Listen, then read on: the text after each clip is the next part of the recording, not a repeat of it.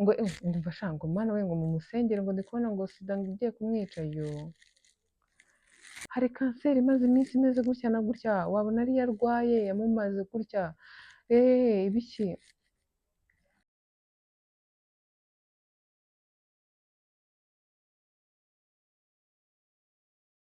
Muraho neza, amahoro y'Imana abane namwe, yoo! Nashakaga kubashimira cyane cyane, umutima wanjye urishimye, umutima wanjye uranezerewe, baba we! Ntabwo nzi ukuntu nabivuga ariko ndishimye cyane, Imana ibampere umugisha, uyu munsi nubwo video muzayibona bukeye bwaho ariko uyu munsi nkoze ino video twujuje abasabu 150. Umunsi umwe mbasabye ko mwamfasha nkuzuza 200,000, uyu mwaka ukarangira mbifite ariko mwanyeretse ko bishoboka no mu kwezi gutaha 200 baba barimo banarenga, ariko rero ntago ibi bintu nari kubirarana ntaje kubabwira ngo mwakoze cyane cyane, ni ukuri biba binyereka ko munkunda, ko munzirikana, ko munyumva, ko ibyo nkora mubikunda, ko mfite abo mbikorera cyane kurushaho. Hari ukuntu umuntu aba azi ibintu bye bigendamo ariko noneho bikajya bigenda bigera ahantu abantu bawe bakwereka ko hari urwego wowe nyine utabona ariko ruhari. Ndabashimira cyane rero kandi mukomereze aho ngaho, 200,000 tubyuzuze, tuzagende dukomeza na miliyoni izagere, miliyoni imwe irenge, 2 zigere, gukomeza ko turi abantu benshi, turi abanyarwanda benshi, turi abantu benshi bumva ururimi rw'ikinyarwanda, hari abantu benshi bakunda abanyarwanda kabone n'ubwo yaba atazi ikinyarwanda ariko nyine ugasanga hari abantu azi, arabareba wenda kubera umugore afite ari umunyarwanda cyangwa kubera umugabo afite ari umunyarwanda cyangwa se kubera ko mu Rwanda nyine ahazi cyangwa hafite famiye, ugasanga nyine hari ibikorwa by'abanyarwanda areba, nk'uko natwe tujya twifata tukicara tukareba nka filime z'abahinde tutazi ikirimi cyabo, cyangwa ukicara ukareba filime iri mu gifaransa na bonjour kuyumva byari ikibazo. Ni uko nguko rero natwe nta mpamvu yo kwisuzugura, haba hari abantu benshi batureba badukunda, ibintu nk'ibyo ngibyo. Ntababeshye turi hafi saa 4 saa 5 z'ijoro, ariko hari n'abantu duhuye nari ndi kumwe na Karine ndababwira nti ubu ngubu ndatashye, iri joro ngiye kwirikodinga ikiganiro nshimira abantu banjye ko 150 byuzuye, ni ukuri ndumva nishimye bya hatari, biba biri kumereza imbaraga, nabibonye kare ariko mbibona ntafite uburyo, mfite ukuntu niriwe ntameze neza nsa n'umuntu wacitsemo imbaraga n'ibiki, ariko no kuba uyu munsi numvaga uyu munsi nshaka kuryama nkaruhuka, ubundi numvaga ntafite gahunda yo kuva mu rugo kubera ukuntu numvaga umubiri wanjye nyine unaniwe cyane, hari ukuntu uba unaniwe ku buryo uba ugira ngo ugiye nko kurwara, niko nanjye nari meze.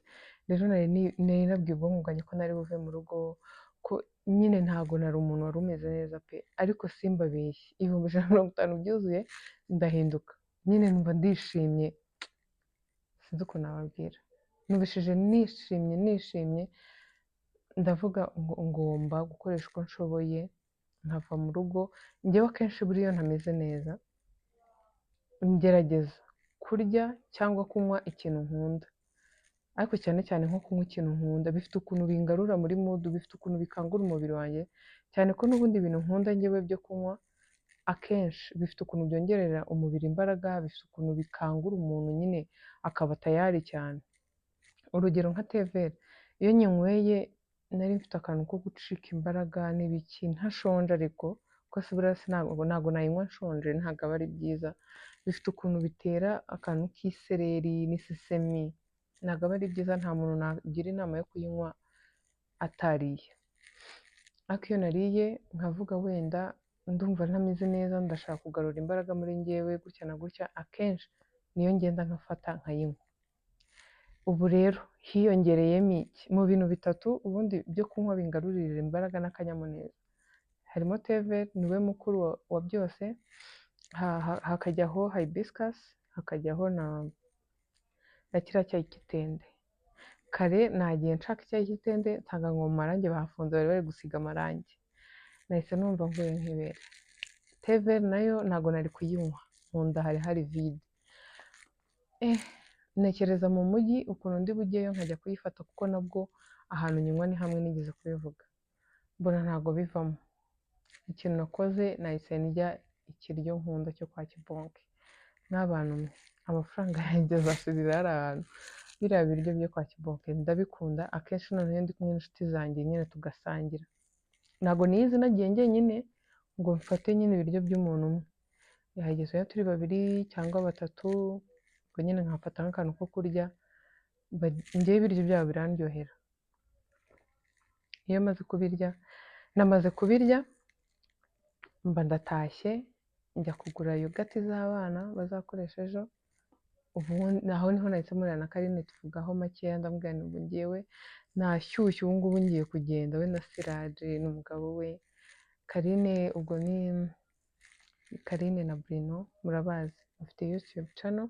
Siraje we ntabwo mumuzi ariko ni umuntu, Siraje kamite muvuga ko ari mu bantu ba mbere na postinze aga screenshot k'ibihumbi 150 kuri stati yanjye by'abasabu banjye buzuye.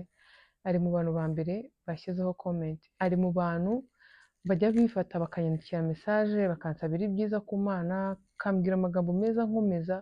Siraje ni umuntu mwiza cyane. Siraje ni umuntu ukora akazi gakomeye muri Bamenya, inyuma ya kamera ntabwo mumubona ariko aba ahari. Siraje rero Imana ijye ikumira umugisha.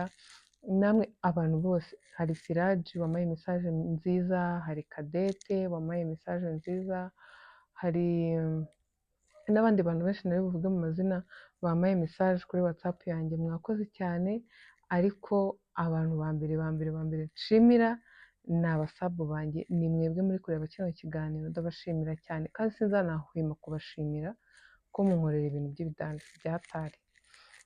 Ubwo rero natandukanye nabo mu kanya, mitanza ndavuga uko byagenda kose.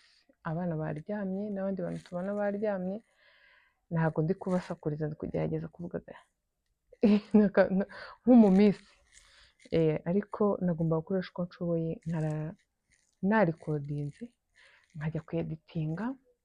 Reka nsuhuza abantu ngo baba bazi yuko nko muri filime niba nyine nicaye hano wenda hari ahicaye undi muntu ndi kumwe ku bundi, wowe hasigariwe wumva uri muzima, bakurebe akumva ko uko nyine mbivuze n'ibiki nawe akansubiza ngo bita bisohoka uko nguko. Filime ni akazi gakomeye cyane, urumva arimo mvuze nawe akavuga filime ni akazi, bajya kweditinga n'ibiki byose, usibye ko n'ikiganiro nk'icyo ubona nicaye hano nshobora kuba wenda nagize gutya ntabishakaga, cyangwa nkahengama, cyangwa nkagira niya, cyangwa nkazamuka ukabona ntihaburamo utuntu wenda ushobora kuba udashaka ko twakabaye turimo ukadukuramo. Hari n'utwo ushobora kuba ukeneye ko tujyamo bikaba ngombwa ko twongeramo. Biragoye ko wabona ikintu warikodinze kigahita gisohoka gutyo gusa. Nanaboneraho no gusubiza bimwe mu bibazo mba nabajijwe kandi mba mbona ari ingenzi cyane ntashobora kwirengagiza. Hari igihe umuntu akubaza ikibazo kimwe ariko ugasanga hari benshi cyane bari bakeneye wenda umuntu ukibabariza mu mwanya wabo, ariko nanjye mba nditayari kubasubiza. Hari umuntu wambajije ngo mfite inda y'amezi 7, kabanze nshimire bano bantu ubundi muteza nsubiza aho ngaho.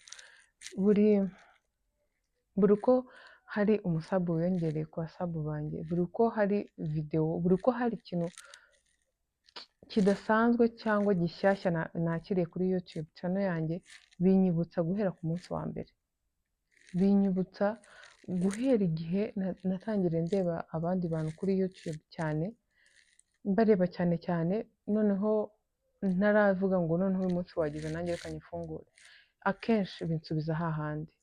Ndashimira cyane cyane umugabo wanjye Mutabazi, ari mu bantu mu bantu nka bangahe nka batatu murashimira ku bijyanye na YouTube. Mana we, nagiye kumena ibanga rimwe ariko reka ndibike, nzaribabwira igihe kimwe. Ndamushimira cyane byimazeyo kuba iyi YouTube channel ihari, ni ukubera we, ni ukubera we. Ariko nakabivuze mu buryo burambuye kugira ngo mubyumve neza, ariko igihe nikigera nzabibabwira. Iyi YouTube channel hari igihe nijyama wenda nkumva nabuze icyo nshyiraho, nkaba mbona abaye gutya na gutya, cyangwa se nkaba mfite ikiganiro ko byancanze nkavuga se noneho ndandika gute, ndashyiraho iki, ese ejo nzakora iki? Mutabazi akambwira ngo reba kano kantu, kora gutya, uvuga kuri ibi ngibi. Mutabazi iyi channel adahari ntabwo nzi ukuntu byaba bisa, nta nubwo nzi ukuntu byaba bimeze, nta nubwo nzi ahantu byari kuba bigeze. Uri umuntu ukomeye cyane, ndabizi ko ibintu byanjye bireba, ndabizi ko iki kiganiro uzakireba. Imana ikumere umugisha, ntabwo turi kumwe byibura n'ahangaha ngo mbe ndi kubimubwira, ariko ndamushimira cyane mu bantu mushimira. Nkashimira boss wanjye Ramazani, cyangwa se Bamenya, abenshi niko mumuzi. Bamenya yamfashe akaboko, haba mu gukina sinema, haba mu rugendo rwa sinema kuri njyewe. Ramazani yamfashe akaboko cyane cyane, yambereye inshuti nziza, yambereye umuvandimwe mwiza, yambereye umubosi mwiza kugeza n'uyu munsi. Bamenya ni umuntu ufite ikintu kinini asobanuye kuri njye, ni inshuti yanjye, ni bosi wanjye, ni umuvandimwe wanjye. Baba we, ni byinshi kuri njyewe.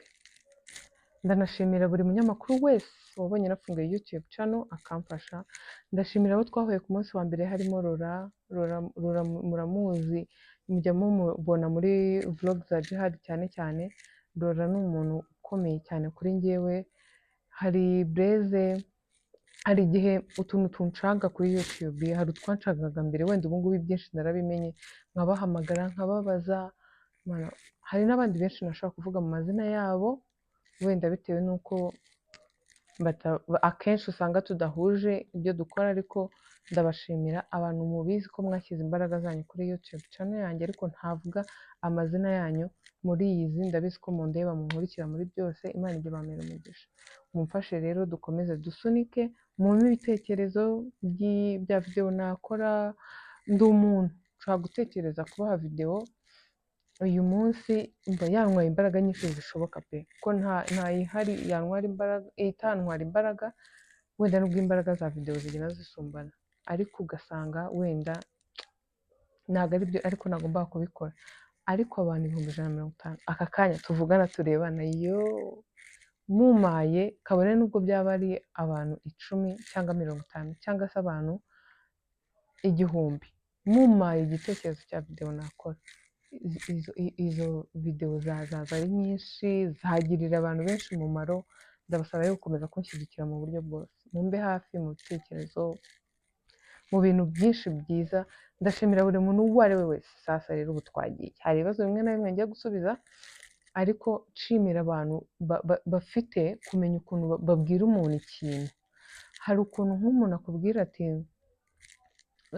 akatwifashisha ku kintu cyanjye cyo kunanuka, umuntu akaza hari kanseri imaze iminsi imeze gutya na gutya, wabona ari yarwaye yamumaze gutya, ibiki. Hari abazirwaye, hari icyo bakoresheje ku Mana. Hari abantu bazirwaye kandi batananutse, babyibushye, banasa neza wenda nk'uko mwe mushaka kubibona.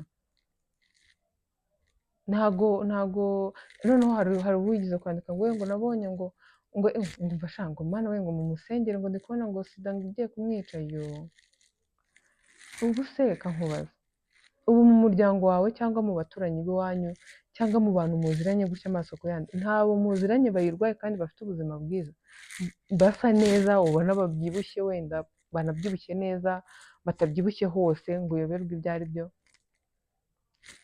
Hari ibintu abantu dushyira mu mutwe wacu kubera ko hari ibindi twashatse bikanga. Ntekereza ko umuntu ujya kwandika comment nk'iyo ngiyo we aba yaragerageje bikanga, cyangwa se akumva wowe nta cyiza yakubonaho. Buriya aka kanya umuntu uri mu rugendo rwo kugabanya ibiro niwe ubona comment nk'iyo ngiyo akabasha kumva uwo muntu uburyo akennye mu bwonko. Gusa nkanashimira n'abandi ushobora kuza akavuga ati ese mana we wenda ntiyari azi ko wafashe regime, ntiyari azi ikintu na kimwe, akaza akavuga ati ese Kate wararwaye mumbwire, ese ni amahoro? Hari abantu baza bakandika nk'iyo comment nyine abaza gutyo tu. So njye ntabwo nigeze ndwara pe, ni ubushake bwanjye. Nafashe regime shyiraho product zo muri Sunblock kubera ko numvaga mbishoboye kubifatanya, hari harimo na siporo ngabanya ibiro. Ikindi kintu nabwiye abantu, nshimira abantu bo muri Sunblock nabo, nuko product yabo yamfashije kugabanya ibiro, ariko aka kanya uku kwezi nikurangira nzaba maze amezi 3 ntari gukora siporo. Ibiro navuye muri gym mfite kugeza uyu munsi nibyo nkifite. Hari uburyo rero uhagarika siporo ukahita ubyibuha cyane, buriya ukabyibuha ukagira ngo ni nk'aho bari kuguhaga cyangwa hari nk'ifarini buri munsi cyangwa umusemburo runaka bakoherezaho. Rero ngewe ni gutyo bimeze. Ikindi hari umuntu wambajije gatoya cyane, ndasubira inyuma nigeze kubivugaho ariko haba haciye igihe, reka tujye twongera tubisubiremo, hari ababa bari bashyashya muri byo biba biri bufasha. Hari umuntu wambajije, murabyumva, mfite inda y'amezi 7, byari bimeze nk'aho mfite inda y'amezi 9 ku muntu utwite umwana umwe,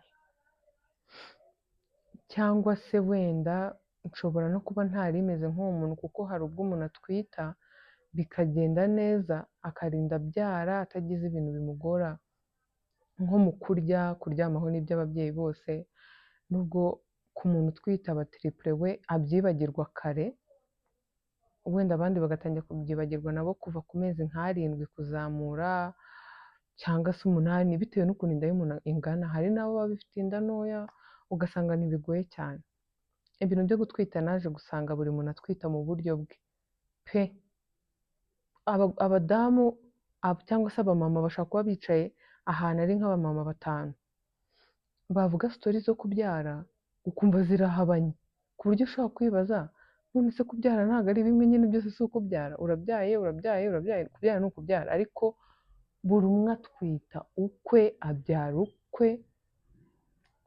Ubwo rero ngewe guhera ku mezi 7 mu by'ukuri ntabwo kurya ntabwo ari ikintu cyari kinyoroheye, nta nubwo cyari ikintu numva nkunze mu buzima, nta nubwo ari n'ikintu numvaga ari ikintu nsigaye nanga bikabije, kuko nararyaga sinari nemerewe guhaga. Nararyaga ibiryo bikeya nkahita numva igifu kiruzuye, nkumva nanjye kurwara ikirungurira, nkumva mfite ibintu biri kuniga aha ngaha, nkumva nabuze amahoro.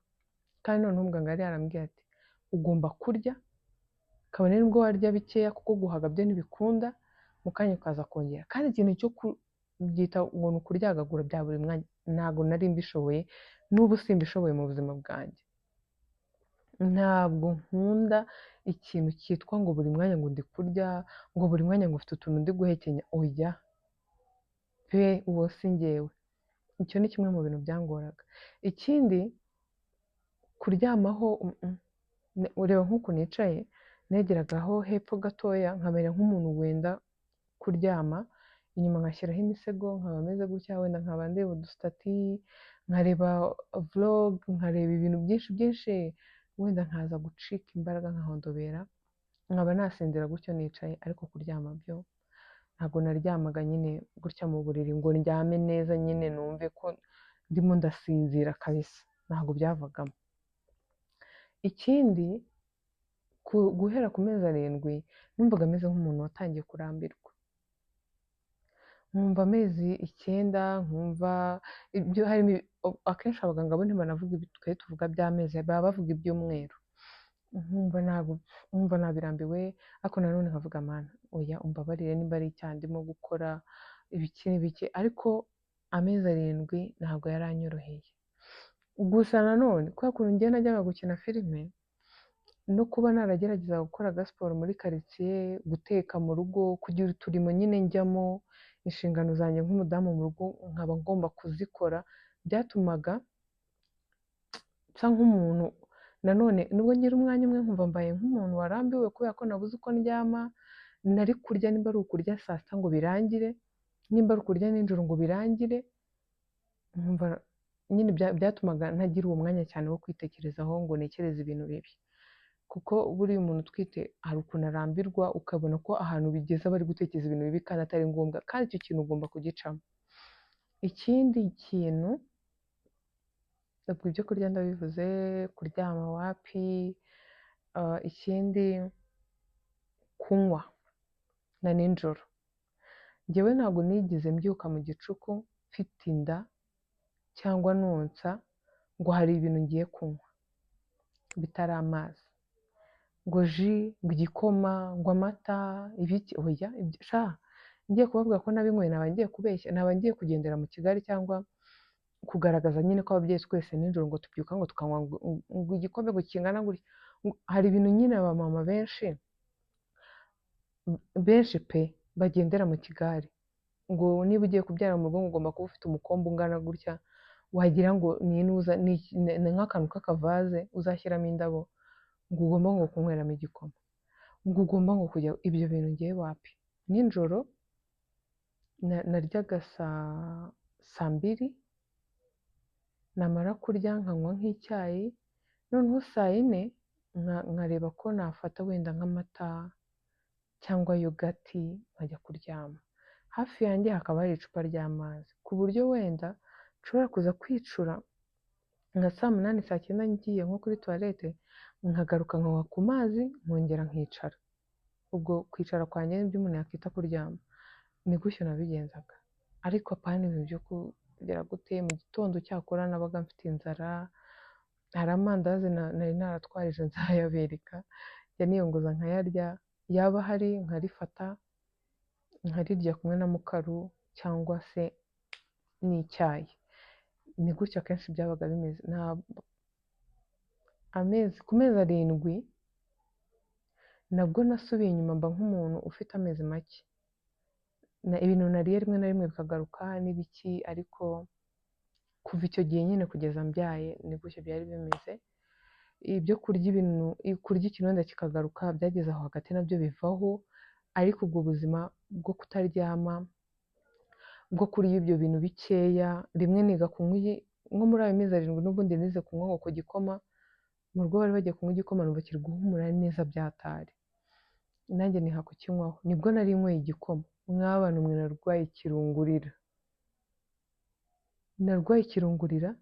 igifu kirandya, mbura amahoro. Mu gitondo tujya kwa muganga, muganga amutekerereza ukuntu byagenze, arambwira ati rero ubwo ubireke kuko nyine bikumereye nabi. Igifu hari ukuntu cyambabaje ku buryo nagiraga gutya nahina ibitugu nkababara, cyangwa nakirambura gutya cyangwa nshatse kwicara nemye neza nkababara. Ubwo nyine arambwira ati icyiza ni uko wabireka, mu gihe nyine ibintu niba ufashe ikintu kikakugwa nabi nta mpamvu yo guhatiriza, wareba ibindi ukoresha. Ubundi urebye ni uko nguko. Rero ndabashimira cyane cyane, nagombaga gukora ino video mbashimira ku 150 byuzuye, ntabwo ari imikino. Tekereza iyo ufite amafaranga nk'ibihumbi 150 mu buzima urimo uko bwaba bumeze kose, niba ushaka buba buri mu birere cyane, niba ushaka buba buri hasi cyane, niba ushaka buba buri hagati, ayo mafaranga iyo uyabonye hari ikintu kinini akumarira, kandi ayo ni amafaranga. Ibaze rero abantu ntabwo babona icyo bagura, abantu ntabwo babona icyo bagereranya nabo. Ni ibintu byo kubaha cyane cyane. Ndabakunda rero, Imana ibamere umugisha mwinshi mwinshi cyane, mwinshi ariko birenze. Bakanya ndimo ndareba ya Silver, kaze mbereke ya Silver Award. Abantu bambwiye ngo nsigaye mvuga gahoro cyane muri video zanjye.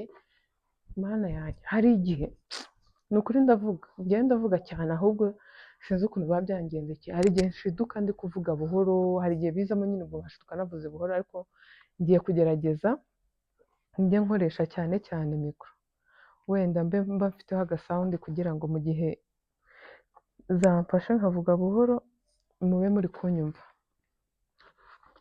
Mwabonye 100,000. Uyu munsi twujuje 150. Ni ibintu by'ibidanje. ni ibintu bikomeye cyane buri munsi nzajya mpora mbasabira ibyiza ku Mana.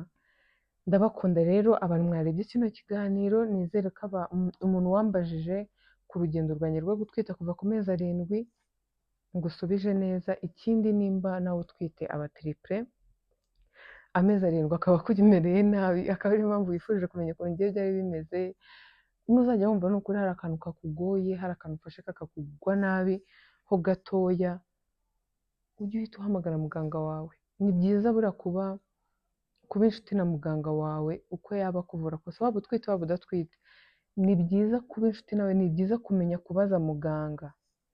Buriya ufite umuganga nyine ukamubaza buri kantu, hari ibintu byinshi bidashobora kwangirika muri wowe kubera ko uba wamenye nawe ukuntu ugomba kumubaza, kuba wamenye ukuntu ugomba kwivuza.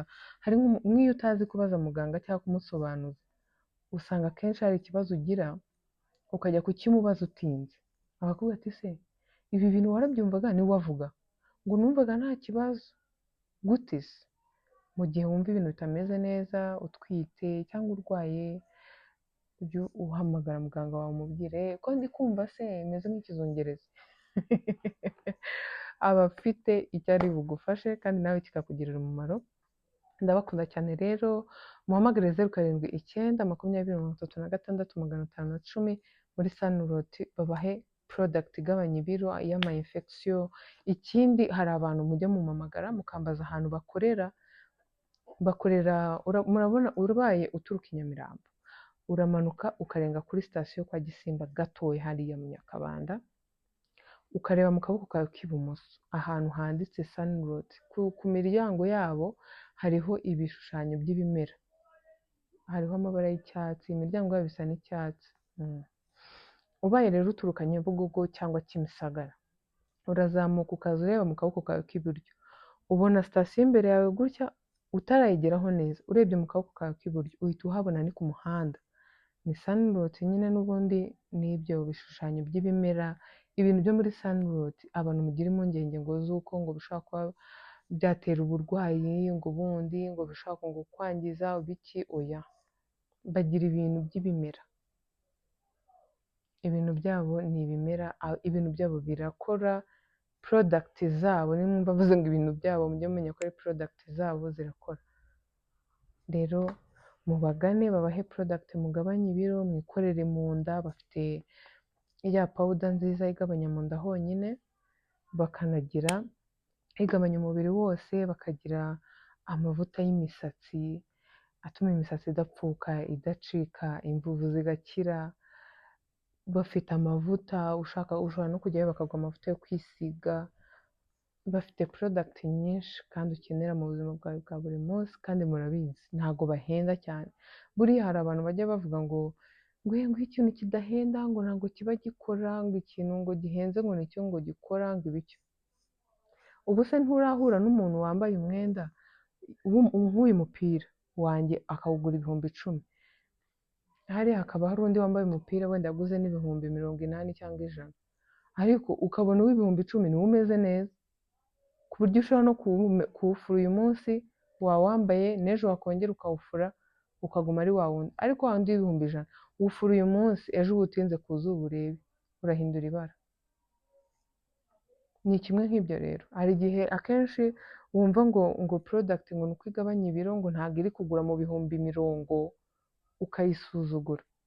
Wazahura n'uwo yakoreye akajya amubwira ati hoya sha, hari n'utundi tuntu wafashe, shambwira nanjye ndufata, kandi aba ariyo product. Niba ushaka ko product zo muri Sunroot zigukorera, zifate ukurikije uko bakubwiye. Niba ari 2 ku munsi, niba ari kugubwira ati nimba uri kuzikoresha buhagaritse inzoga, igomwe.